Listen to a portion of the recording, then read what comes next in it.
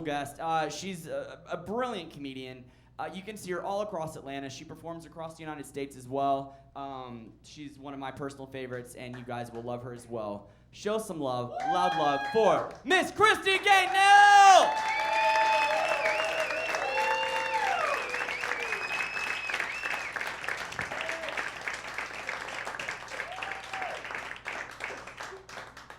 Time to break up the sausage fest, huh? Bring a woman out, finally. It's so good to see you guys tonight, because it feels good to know that I am not the only one not caught up in the rapture.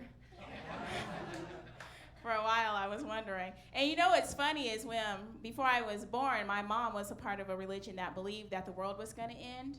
So when it didn't, and she actually had to have me, she named me Christy, but she spelled it Christ Y. Because that's what she was thinking. She just put Christ Y on the birth certificate, but they pronounce it Christy, so it's like, geez, Mom. So I like to take a minute to acknowledge all my sisters out there in the audience. That's right, all the blondes. I know you can't tell by looking at me, but I have this one blonde hair in the back of my head. It is so powerful. It takes over my whole personality. I do really crazy, dingy stuff. Like, I will get to a stop sign and wait for it to change. I'll be like, damn it, when is it going to say go? I'm ready to go already. Or I'll get to a green light and stop, and then when it turns red, I'll run it. It's just... Or I'll give you another example. I had 2 cell phones once, and I lost one. So in order to find it, I got my other cell phone, and I called it, and it starts ringing. I'm like, okay. And I look at my phone. I'm like, oh, I have a missed call. So I dial the number back. The other phone starts ringing. I'm like, oh, someone's calling. Went and answered it, and had a 5-minute conversation with myself. Then I got a $300 phone bill in the mail. Turns out I'm not even in my own calling circle. So, that's bullshit, that damn blonde hair. But I'm looking for a really good man these days, and I'm sure some of you ladies know what I mean when I say a good man, right? I want the kind of man that'll run your bathwater for you and then drink it when you get out. I just want a really good man. Ladies, you know what I mean, right? Like, I want the kind of man who can keep a good job and good credit and a failing account. You guys don't know what Fine, I'll just put it out there. I'm looking for a white man, okay? I'm just saying, times are hard. I got to get my credit straight. I didn't realize there were levels of broke. I thought I was broke when I was still in cable. Turns out I wasn't really broke till I was stealing power. You got to steal a meter and put it on your house. That is a whole new level of broke and a felony, so don't try that. But then I discovered there was an even new level of broke when I had my house foreclosed and had to move back in with my ex-husband, who I had recently hit with my car. It's a whole, there's levels is what I'm saying. And I think I've bottomed out now, so. But I do, I appreciate him now, even though I didn't then. But I didn't realize, because, you know, I didn't know that when men are out there cheating on us, ladies, that it's not personal. They're just doing a public service for all the other women.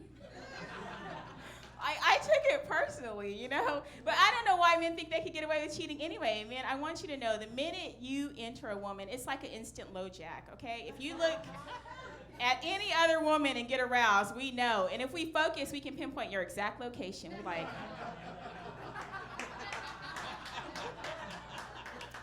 He's at Walmart, aisle 16. What does her name tag say? It's just, we always know. And I get mad because I'm like, if you're gonna cheat on me, cheat up, you know, right, ladies? We always get mad when they cheat down. I'm like, at least get someone prettier. And I really just don't understand the whole cheating thing, because I'm intelligent, I'm educated. Just because she cooks and cleans, is that really a reason to... and gives you oral sex when you want it, I mean? Cheat up if you're gonna cheat, you know, that's all I'm saying. But like I said, I was married. We have married people in here, right? I heard. Happily married people, that's what's up. I love marriage. I think it's a beautiful arrangement. The only problem I have personally with marriage is the vows. No, because they make you say stuff like, till death do us part, right? And then when you're ready to leave and you go to kill him, that murder. I stood before God and my friends and family, and I said, I'm not leaving this relationship until one of us is dead, and I'm ready to go. I do not think that should be called murder. I think that should be called, that's what you get. Because we only try to get out of relationships for one of three reasons, right? He's either cheating, beating, or boring. And if he's any of those things, well, that's what you get. And women don't regret it. I don't know about men, but I know women do not regret it. Like, look at Lorena Bobbitt, right? She cut off her husband's dick, threw it out the car window, kept driving. Do you think she had any remorse? No. She's like, that's what you get. And what's the other one? You guys remember that astronaut with Lisa Marie Novak? This chick drove across country with a diaper on because she didn't want to stop for shit to kill her husband. I think afterwards there were any regrets? No. She was like, that's what you get. They got a whole television show about it. Y'all know, y'all watch it. Snapped. Every week they interview these women, and not a single one of them is like, man, I wish I wouldn't have done it. They're all like, damn it, I should have watched CSI so I could have got away with that shit. That's what you get. It's just, it's rough out there. And now I'm raising these two kids by myself because, well, I didn't kill them. I just, I just hit him with the car lightly. And I prayed though. I prayed for him to live, and he did, and then he pressed charges, and he's like, that's what you get. But no, I have these kids, and I love my children. I think my daughter might be borderline genius because she says some really outrageous stuff. Like, when my kids were 2 and 4, my son, the 4-year-old, starts crying one day. So I'm like, what's the matter, honey? He's like, Yasmin hit me. So I look at my 2-year-old. I'm like, Yasmin, you hit him? She says, I hit him back first.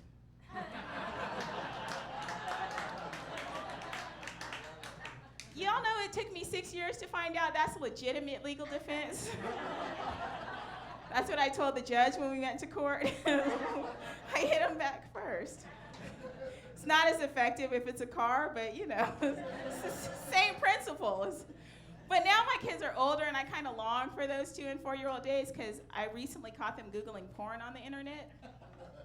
Yeah, not funny. Because these kids aren't like we were growing up, right? I couldn't just beat them. I had to be creative. These kids have cell phones with Department of Children's Services on speed dial. I had to be more creative in my parenting, so I made them write out what they thought their experience meant for them, if they thought it was wrong and why or why not. So my son writes, well, I think it was wrong because it was creepy and freaky and weird, and it made me want to throw up. Likely boy response, right? But my daughter, the genius, writes, well, I think it was wrong because we're just kids and we're too young to appreciate it.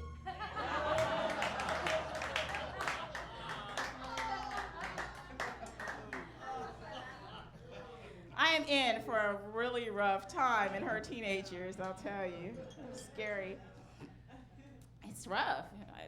But I'm so proud of my kids now because my son is 13 now, and he just started junior high, and he decided to become an entrepreneur. So he starts selling candy at school. He comes home after 3 days of selling candy, and he goes, Mom, I've got 2.5 employees. I was like, honey, how do you have a half an employee? He says, I have an unpaid intern. Like, at 13? Wow. You learn so well from your mommy. So proud of my babies. But no, I'm really proud of them. But what was I going to tell you? Oh, I know what I was going to talk to you about. I get these people lately who call me with like way too much information. Does this happen to anybody else? I had somebody call me the other day, and she was like, Christy, I was masturbating with my dildo, and gospel music came on. I looked at the phone, I was like, that is just way too much information, Mom. I just did not need to know all that about you. But do you guys think, is it wrong to masturbate to gospel music? Do you guys, because I get a lot of people tell me that's just wrong, and I'm like, well, what about if it's like with your shower head? Because they say cleanliness is next to godliness, so is it still wrong if it's with a shower head? I'm just curious, And then, I really have a problem with it because every single one of us, when we're getting ready to come, we're like, oh my God, I'm going to come. Oh, my God, it's so good. So you want to tell me that we can't take Jesus along for the ride, but we can invite God to the climax? Is that what you're saying? It just seems hypocritical to me is all I'm saying. But every time I get a mic in my hand, I feel like it's important to say something like uplifting and meaningful. So I just want to encourage everybody to do like the Bible says, and that's love God with your whole heart and your whole soul and your whole mind. And it also says love your neighbor as yourself. So if you see somebody on the street, no clothes or shoes, and you have extra, please donate them. Or if you see someone who's hungry and you have extra food, share that. Or if your friend is horny and you have a man that's good in bed, share him. It's the Christian thing to do, is all I'm saying. It's the Christian. All the men are like, yes, share him. It's the Christian thing to do. Love that. But before I get out of here, I just want to share couple more things that I learned from my kids recently. The first is that prayer is not an effective method of birth control. And the second one is that pulling out doesn't work either, especially if he doesn't. And he tried to tell me afterwards it was an accident. I'm like, no, it's not an accident when I'm yelling, get the hell off me before you get me pregnant. That's not an accident. That was entrapment. And I'm pissed because he was broke, so now I'm standing over the toilet trying to push it all out.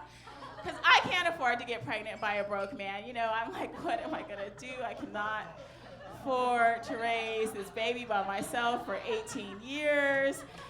And I just want to say one more thing, public service announcement to all the men. Men, if you don't wear magnums, don't wear magnums. Because now I'm pushing out the condom and the cum. Trying to make sure I don't get pregnant. And the only thing I think to do is call my friend, and I'm like, what can I do? This man just came inside of me. I don't want to get pregnant. And she says, well, I think the further you spread your legs apart, the more effective it'll be. So I was committed to the process. I was like, well, shit. I can't afford to be pregnant, okay? So while I'm down here a week later peeing on a pregnancy stick, and it turns out positive, he walks in the bathroom and says, psh, that's what you get. That's my time. I am Christy Gaynell. Thank you, guys.